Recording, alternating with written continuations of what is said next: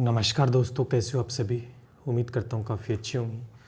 दोस्तों, हमने अजमेर के चौहान, रणथंभौर के चौहान और जालोर के चौहान यानी चौहान वंश को कंप्लीट कर लिया था बहुत अच्छे से। उम्मीद करता हूँ क्लास काफ़ी अच्छी लगी होगी। आज हम एक नया टॉपिक डिस्कस करेंगे, मेवाड़ का इतिहास। क्या करेंगे? मेवाड़ का इतिहास। और मेवाड़ का इतिहास दोस्तों काफ़ी बड़ा है, जिसमें हम कई पार्ट्स में इसको डिवाइड करने वाले हैं। आज मेवाड़ के इतिहास में दोस्तों हम बप्पा रावल के बारे में पढ़ेंगे, अलट के बारे में पढ़ेंगे और चैत्र सिंह के बारे में दोस्तों आज हम पढ़ने वाले हैं। तो काफ़ी मज़ेदार होने वाली आज की क्लास। किस तरह के प्रश्न यहाँ से पूछे गए हैं और आने वाले हैं, इस बात का अंदाज़ा आज आपकी इस क्लास से आपको हो जाएगा दोस्तों। तो लाइक कर दें, शेयर कर दें और सब्सक्राइब कर लें। चलिए शुरू करते हैं। और अभी तक अगर फॉलो नहीं किया तो आप फॉलो कर सकते हैं। इंस्टाग्राम पे कोई भी डाउटफुल क्वेश्चन पूछ सकते हैं। PDF दोस्तों मैंने अवेलेबल करा दिए, तीनों ही इस टेलीग्राम चैनल पे जाके ज्वाइन हो सकते हैं और यहाँ पे भी आप फॉलो कर सकते हैं अगर चाहें तो। चलिए शुरू करते हैं। व्याख्यात्मक हल सहित हम बातें करेंगे इसके अंदर सारी चीज़ें। पहला प्रश्न, चित्तौड़ दुर्ग का निर्माण किसने करवाया? दोस्तों, मेवाड़ के इतिहास के अंदर चित्तौड़ दुर्ग के बारे में डिस्कस कर रहे हैं। चित्तौड़ दुर्ग का निर्माण किसने करवाया? देखो दोस्तों, चित्तौड़ दुर्ग का जो निर्माण करवाया था वो चित्रांगद मौर्य ने करवाया था। किसने करवाया था? चित्रांगद मौर्य ने चित्तौड़ दुर्ग का निर्माण करवाया था। दोस्तों, मेवाड़ के ऊपर सबसे पहले कौन था, किसका शासक था मेवाड़ पर? मौर्यों ने शासन किया। किसने? मौर्यों ने शासन किया। और मेवाड़ के जो महाराणा थे उनको हम हिंदुआ सूरज के नाम से जानते हैं, यानी वो हिंदुआ सूरज के नाम से भी जाने जाते थे। तो ये क्वेश्चन आपको ध्यान में रखना है कि चित्तौड़ दुर्ग का जो निर्माण है चित्रांगद मौर्य ने करवाया था। कहाँ पर? चित्रकूट पहाड़ी के ऊपर। चित्रकूट की पहाड़ी, ठीक है, ये भी ध्यान रखना है। चित्रकूट की पहाड़ी 8वीं शताब्दी के अंदर मेसा का पठार गंभीर व बड़ी नदी तट पर बना हुआ है। वहाँ पर इसका निर्माण करवाया गया। चलिए आगे बढ़ते हैं इसी के साथ। अगला क्वेश्चन देखते हैं।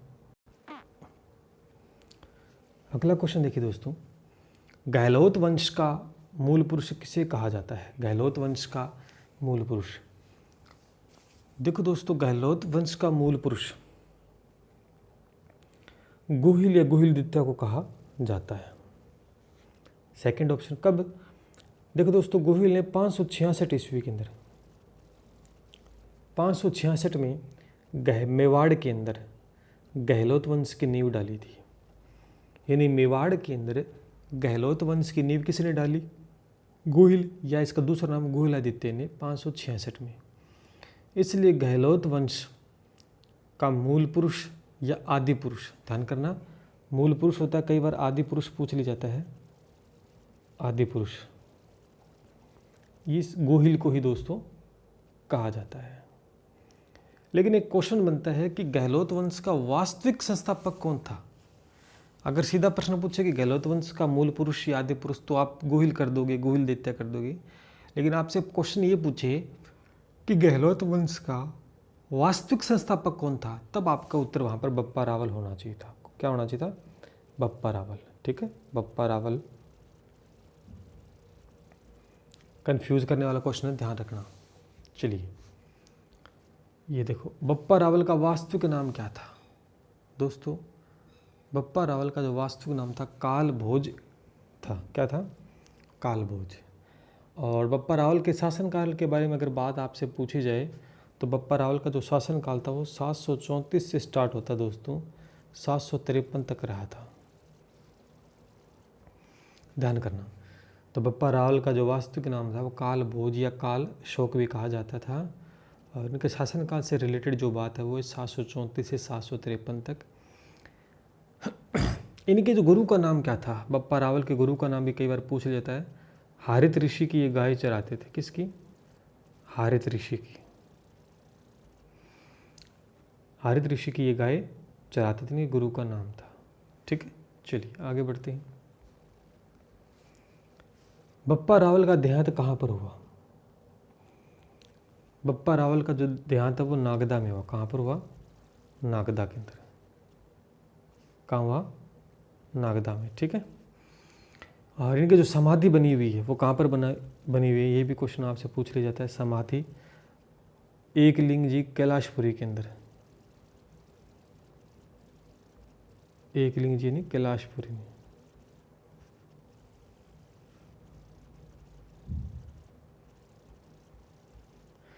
कैलाशपुरी के अंदर समाधि बनी हुई है।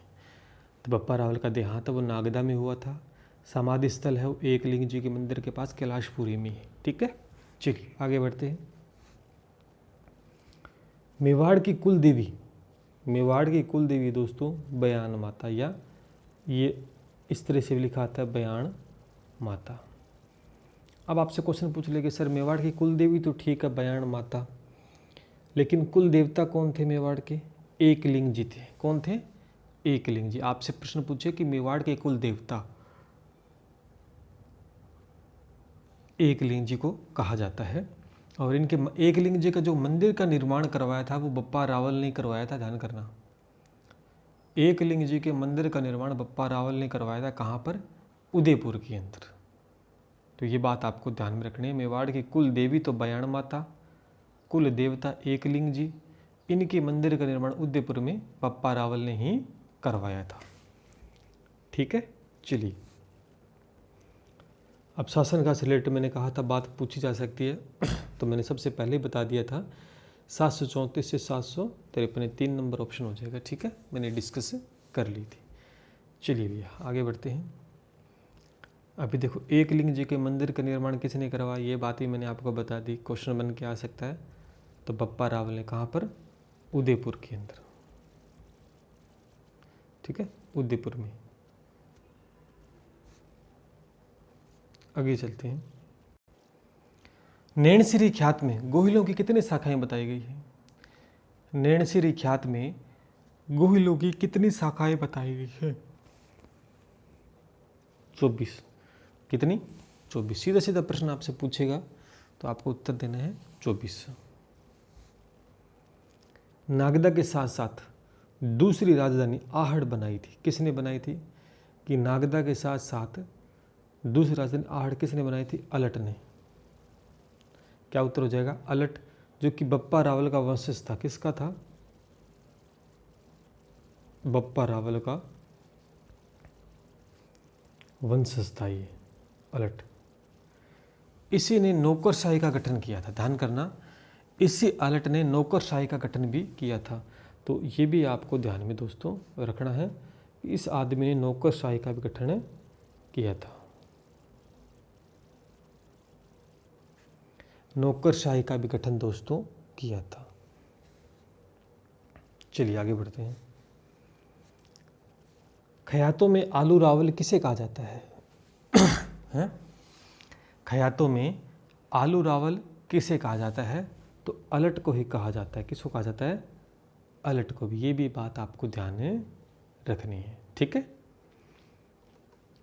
चलिए चैत्र सिंह के शासनकाल से रिलेटेड प्रश्न पूछ सकता है कि क्या शासनकाल रहा था चैत्र सिंह का? तो 1213 से स्टार्ट होता है दोस्तों 1253 तक। तो 3 नंबर ऑप्शन से हो जाएगा। 1213 से लेकर 1253 तक शासनकाल रहता है।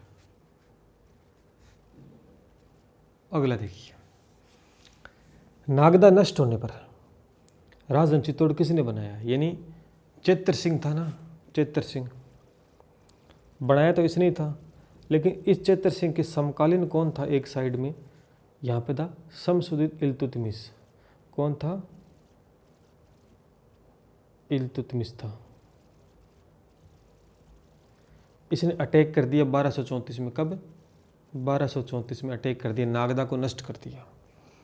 जब नागदा नष्ट हो गया तो चित्तौड़ को राजधानी बना लिया था। किसने? चैत्र सिंह ने।